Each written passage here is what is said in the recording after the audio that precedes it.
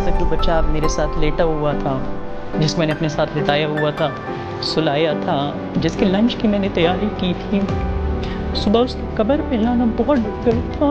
سوچا بھی نہیں ہوتا کہ اپنے بیٹے کی اس طرح ہو جائے گی، لیکن چونکہ میرے اوپر ایک ذمہ داری تھی اس علاقے کی، وہ ذمہ داری میں نے نبھانی تھی۔ ابھی اگر میں پہلے اپنی فیملی کو نکال لیتا تو وہ اس جذبے کے خلاف ہے جو ہمارے خون کا حصہ ہے۔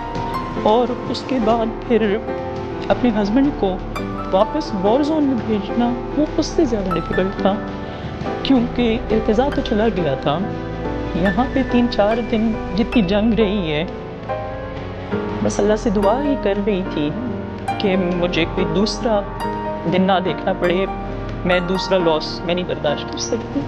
ایک فخر بھی ہوتا ہے کہ اس کے سیکریفائس سے کہ وہ ہم لوگ جیت گئے یہ جو جنگ تھے، لیکن پھر دکھ بھی ہوتا ہے، مطلب آپ کا کوئی فیملی ممبر اس طرح ایک دم سے جائے نا۔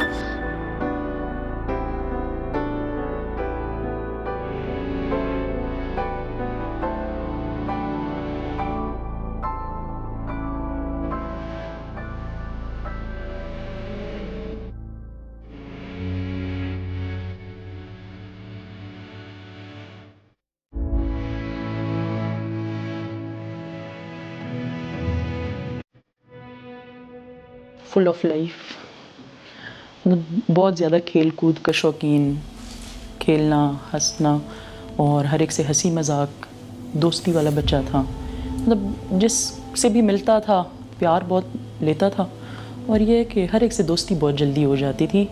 دونوں بھائی شروع سے ہی بہت کلوز تھے ایک دوسرے کے ساتھ ہی ہنسنا کھیلنا لڑنا جھگڑنا، تو ان کا جو ہے پورا ٹائم ایک دوسرے کے ساتھ ہی اسپینڈ ہوتا تھا۔ ہم لوگ جب وہاں ساتھ اسکول جاتے تھے وہاں پر وہ بڑا مزہ آتا تھا، کیونکہ ہم گھر پہ تو ہوتے تھے وہ تو ہم دونوں بس ہوتے تھے، اسکول میں تو باقی لوگ بھی ہوتے تھے، اس میں بڑا مزہ آتا تھا۔ پرسنلی اس کے ساتھ یہی تھا جو ایک باپ بیٹے کا ہوتا ہے، نہایتی پیار کا، ادب کا اور احترام کا، اور اس کے علاوہ مذاق کرتے رہتے تھے ہم ایک دوسرے کے ساتھ، لیکن زیادہ وہ اپنی ماں کے ساتھ اٹیچ تھا۔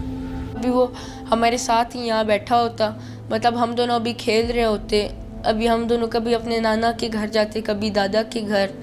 سوچ رہا تو ہوں اگر یہ نہ ہوتا تو کتنا اچھا رہتا، لیکن پھر اب کیا ہی کیا جائے، ہو تو گیا ہے۔ جب پہلگام انسیڈنٹ ہوا تو ہم نے دیکھا کہ دشمن نے اپنی فوج کی نقل و حرکت مقبوضہ کشمیر میں کافی زیادہ کی اور مختلف جگہوں پر ایڈیشنل فورس کو کنسنٹریٹ کیا۔ ہم اس کی تمام نقل و حرکت کو دیکھ رہے تھے اور اکارڈنگلی ہم نے جو ہمارے رسپانسز تھے ان کو میچور کیا۔ 6-7 کی درمیانی رات کو تقریباً 12:30 بجے انہوں نے پہلا حملہ کیا، تو جب انہوں نے پہل کی تو ہم نے اپنی جوابی کارروائی شروع کی، اور اس طرح پوری رات میری یونٹ کی تقریباً تمام پوسٹوں پہ مختلف حصوں پہ فائر چلتا رہا اور بڑے بھرپور طریقے سے چلتا رہا۔ یہاں پہ ہمیں کافی ہیوی پیٹرولنگ کرنی پڑتی ہیں، اس ٹائم پہ میری کچھ پیٹرولز باہر تھی، تو فائر کرتے ساتھ ہی ساتھ میں نے آرڈر دیا کمپنی کمانڈرز کو کہ ان پیٹرولز کو آپ ریٹریو کریں، اور اس کے بعد ہم نے فل فورس کے ساتھ ان کو رسپونڈ کیا، اور وہ حملہ اتنا شدید تھا کہ شروع کے 5-6 گھنٹے دشمن کو سمجھ ہی نہیں آئی، اور ان کی طرف سے there was no response. Intensity was so much کہ یہاں کے جتنے بھی آپ لوگوں سے جا کے پوچھ لیں تو ان سب نے یہی بتایا کہ جی اتنی شدید لڑائی ہم نے 1947 سے آج تک نہیں دیکھی۔ اسپیشلی جو پونچھ سیکٹر میں لڑائی ہوئی ہے that was the most intense, اور یہاں پر جو دشمن کی فوجی کیجولٹیز ہوئی ہیں وہ سب سے زیادہ ہوئی ہیں، اور ان کی جو پوسٹیں ہیں وہ سب سے زیادہ تباہ ہوئی۔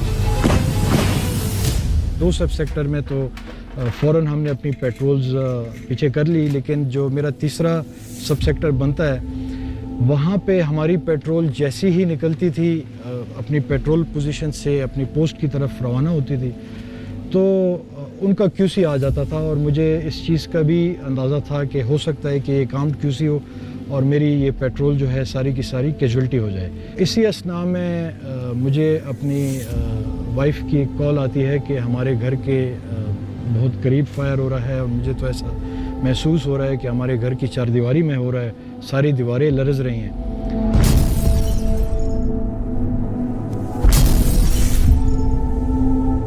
3 بجے کے آس پاس یہ ہماری بات ہوئی، تو اس کے بعد میری وائف ان کو اپنی بیڈ روم میں لے آئی۔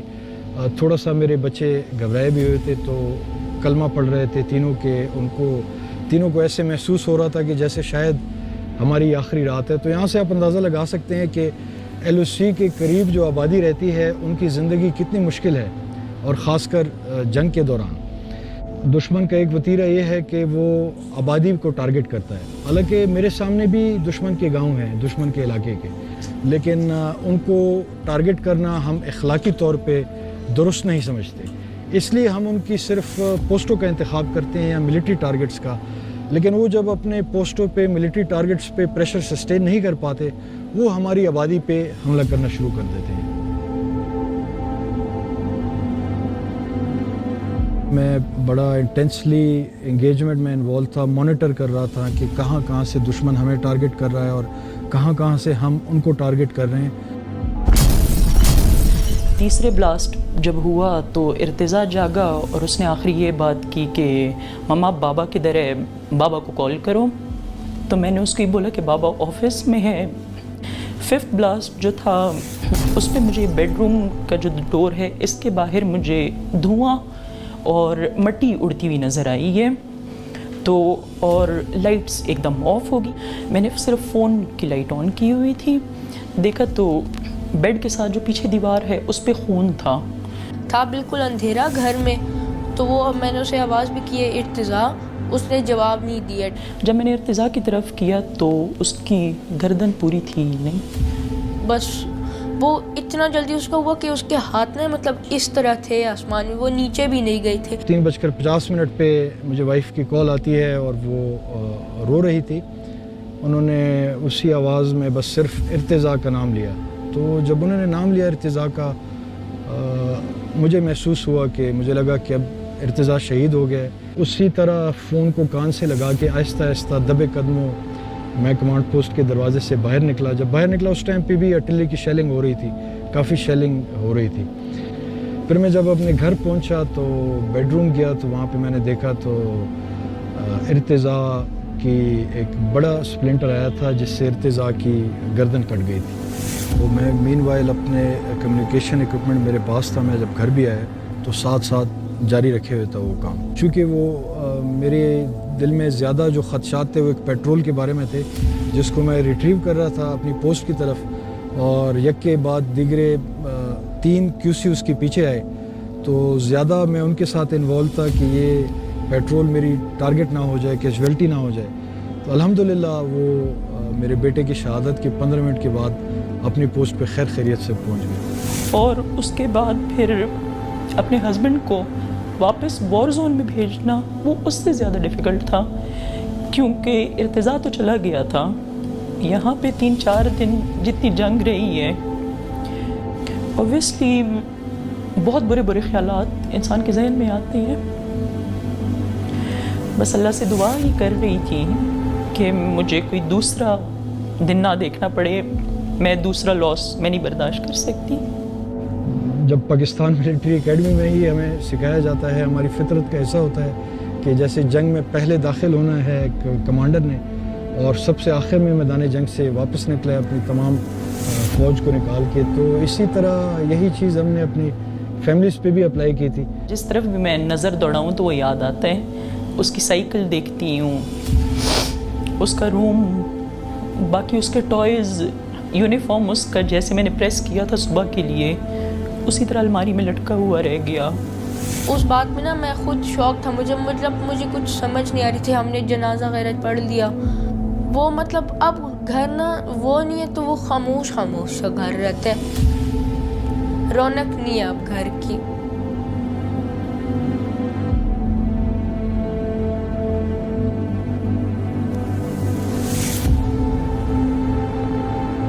دشمن کو میسج یہی دوں گی کہ although I paid the price but ہم ڈرنے والوں میں سے نہیں ہیں، آگے بھی انشاءاللہ ہمیشہ ڈٹ کے مقابلہ کریں گے اور ایسے ہی کریں گے جیسے ہم نے بنیان مرصوص میں کیا۔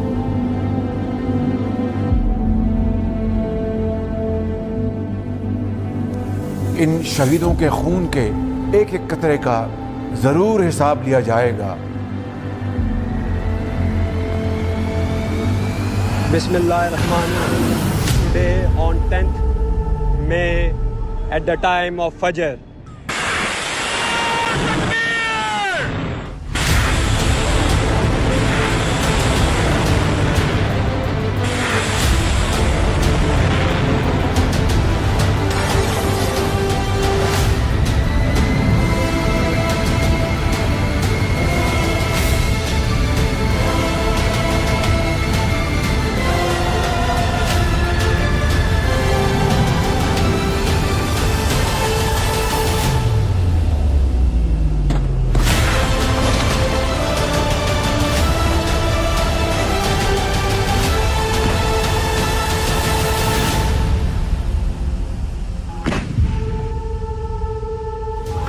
جو ہمارا رسپانس تھا وہ it was not basically against specific event. اس میں جتنے بھی ہمارے کشمیری بھائیوں پہ مقبوضہ کشمیر میں مظالم ہوئے ان کا جواب بھی شامل تھا.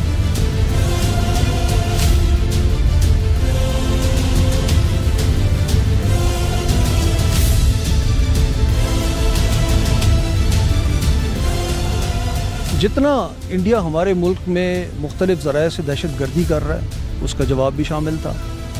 جتنے ہمارے آزاد کشمیر میں ایل او سی کے قریب انڈیا نے مختلف مواقعوں پہ ایل او سی کی خلاف ورزی کر کے ان کو نقصان پہنچایا ہے ان کا جواب بھی شامل تھا. So it was a mixed response comprising of all these events. ہماری سینئر قیادت نے ہمیں نہایت ہی کلیئر انسٹرکشنز دیے تھے. اگر جنگ شروع ہوتی ہے تو آپ لوگوں نے ایسے لڑنا ہے fight as if it is your last day, اور جنگ لڑنے کی کوئی خواہش دل میں نہ رہے. پھر اس کے بعد وی آر آل سیٹ کہ اگر فیوچر میں بھی انڈیا کوئی اس طرح کا مس ایڈونچر کرتا ہے تو ہم پہلے سے بھی زیادہ زور سے اس کو جواب دیں گے.